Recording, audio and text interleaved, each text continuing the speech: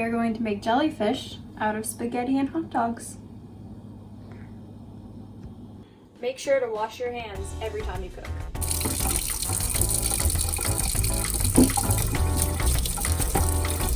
Wash the countertop before you start cooking. To make your jellyfish, you will need a pot of water, a cutting board, a knife, get your parents to help you with that part, a hot dog packet, and some spaghetti.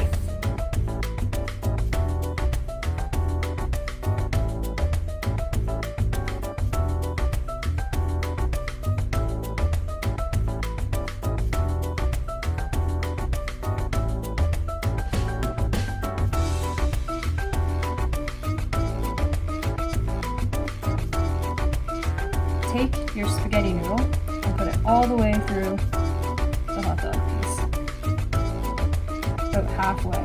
And you're going to do that with as many spaghetti noodles as you can.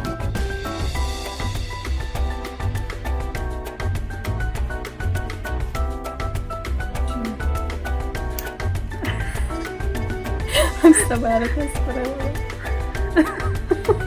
Monica's creation has a lot of legs. has a lot of legs. Are they legs? He has tentacles. What do jellyfish have? Do they have tentacles?